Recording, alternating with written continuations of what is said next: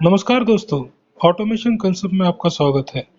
आज हम देखने वाले हैं एनालॉग स्केल, जिसमें हम देखेंगे कि आप एनालॉग स्केल ब्लॉक सीमेंस के सिमेटिक मैनेजर में किस तरह से यूज कर सकते हो। तो इसके लिए आपको क्या चाहिए? एक एनालॉग इनपुट चाहिए। जो भी एनालॉग इनपुट होगा वो आपको मिलेगा in the form of 4 to 20 milliamps या फिर 0 टू 10 वोल्ट में। उसी को आपका एनालॉग इनपुट मॉड्यूल कन्वर्ट करेगा इन अ डिजिटल बिट फॉर्म।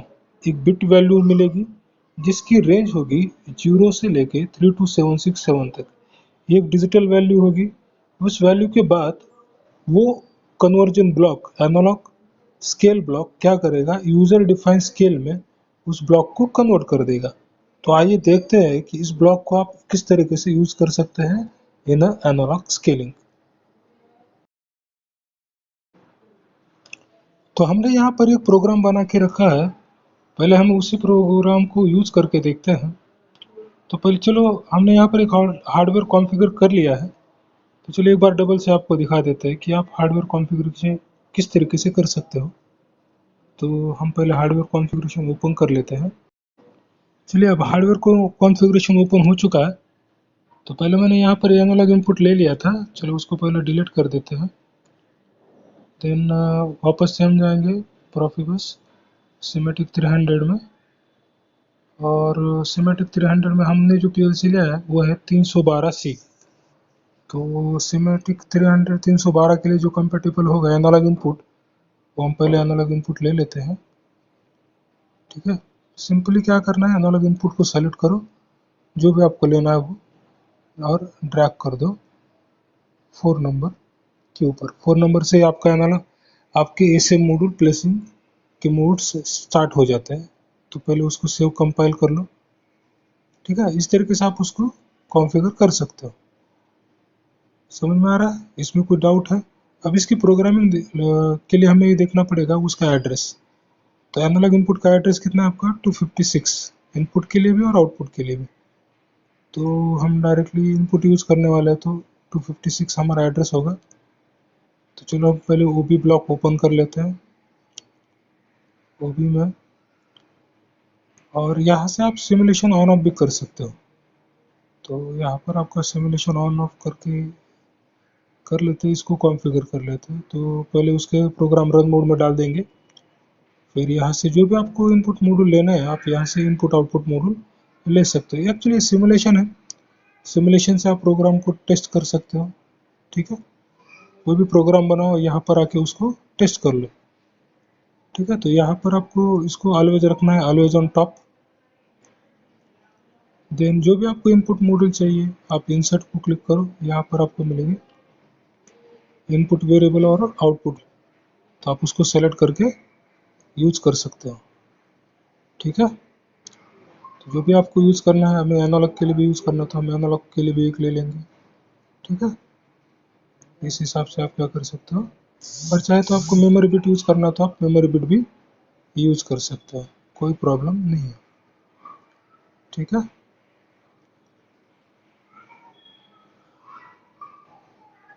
और एनालॉग के लिए जो आपने एड्रेस दिया था, वो एड्रेस क्या था? 256। तो हम इसको 256 डाल देते हैं।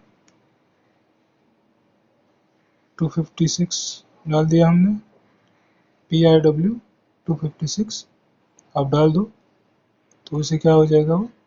और यहाँ से आप स्लाइडर सेलेक्ट कर लो। क्या बार बार आप वैल्यू नहीं डालते बैठोगे? आप डायरेक्टली स्लाइडर से उसको वैल्यू चेंज कर सकते हो। और यहाँ पर आप मिनिमम और मैक्सिमम भी डाल दो। मिनिमम आपका होगा 0, मैक्सिमम होगा आपका 32767। तो उसको सेलेक्ट कर दो, उसको डाल दो।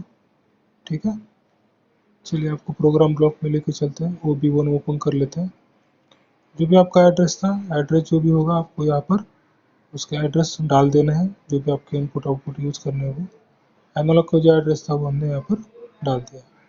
अब हम OB ब्लॉक ओपन कर लेते हैं। OB ब्लॉक में हम प्रोग्रामिंग करेंगे, जो आपका मेन प्रोग्रामिंग ब्लॉक होगा वो। पहले हम क्या कर लेते हैं, तो हम डायरेक्टली क्या करेंगे, स्केल के लिए आपको जाना पड़ता है लाइब्रेरी में। तो पहले लाइब्रेरी में जाते हैं। लाइब्रेरी में आपको देखना है स्टैंडर्ड लाइब्रेरी, उसमें S7 TI-S7 कन्वर्जिंग ये ब्लॉक्स ओपन कर लो और उसमें आपको मिलेगा FC105 स्केल कन्वर्टर दिख रहा है। अच्छा मिल गया, ठीक है, FC105 मिल गया। इसको सेलेक्ट कर लो, ड्रैग करके प्लेस कर दो, ठीक है। इसमें आपको इनपुट आउटपुट दिखना है, तो क्या करोगे आप, इनपुट एड्रेस जो भी आपका था PIW 256 डाल दो,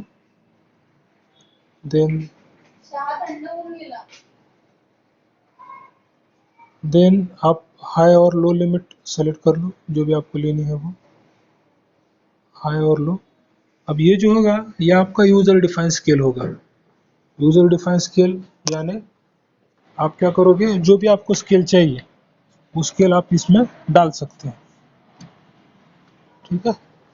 अगर आप टेम्परेचर ट्रांसमीटर यूज कर रहे हो तो आप उसका रेंज डाल दो। हम यहाँ पर एक लेवल ट्रांसमीटर का यूज कर रहे हैं, तो हम यहाँ पर डालेंगे स्केल इसका 0 to 100 तक, ठीक है। देन आता है बायपोलर। बायपोलर यानी अगर आपको वैल्यू यूज करनी है फ्रॉम 0 to 100 तक या फिर -100 से +100 तक, तो बायपोलर जब भी एक्टिव होगा वो क्या करेगा, उसको हाफ स्केल कर देगा, ठीक है। जो भी आपको वैल्यू होगी, अगर आप 0 to 100 स्केल कर रहे हो तो वो क्या करेगा, 0 to 100 को हाफ स्केल कर देगा, यानी 0 to 50 तक या 50 से 100 तक वो इस तरीके से कॉन्फ़िगर कर लेगा, तो इसलिए बायपोलर होता है। एंड देन आउटपुट के लिए एड्रेस, इसका जो भी आउटपुट होगा वो क्या होगा, आपका रियल टाइम RTD होगा, रियल वैल्यू होगी, तो वो ऑलवेज इन पॉइंट होगा, तो इस वजह से यहाँ पर रियल एड्रेस आपको देना है। तो हमने इसको दे दिया है, एड्रेसिंग वगैरह कर ली है, इसको डाउनलोड भी कर लिया। डाउनलोड करते वक्त एक चीज़ याद रखो कि आपको क्या करना है कि सभी ब्लॉक को सेलेक्ट कर लेना है, उसको डाउनलोड कर लेना है। और जैसे देखिए हमने स्केल को क्या कर लिया, चेंज कर लिया, तो वैसे आपको आउटपुट चेंज होता हुआ नज़र आता रहेगा, ठीक है। तो आप देख पा रहे हो कि जो भी हमने स्केल डाली है उसी स्केल के बीच में जो आपका एनालॉग इनपुट था वो क्या हो रहा है, आपको आउटपुट दे रहा, ठीक है। स्केल कितना था अपना 0 to 100।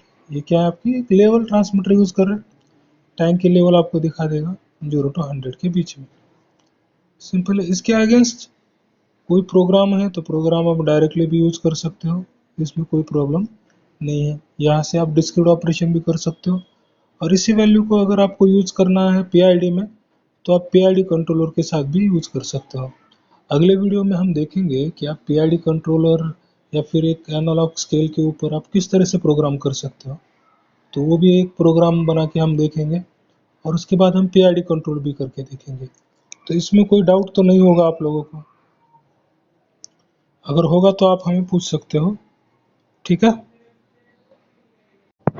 हाँ, तो अगर वीडियो पसंद आया तो वीडियो को लाइक किया करो और चैनल को सब्सक्राइब किया करो, जिससे क्या होता है कि हमें भी अच्छी मदद मिलती है। तो चैनल को सब्सक्राइब कर लो, और अच्छे वीडियो के लिए अगर आपको कुछ टॉपिक समझ में नहीं आ रहे तो आप मुझे कमेंट करके बता सकते हो, तो उससे हम इम्प्रूव भी करेंगे और अच्छे से वीडियो डालने की कोशिश भी करेंगे, ठीक है। तो मिलते हैं अगले वीडियो में, धन्यवाद।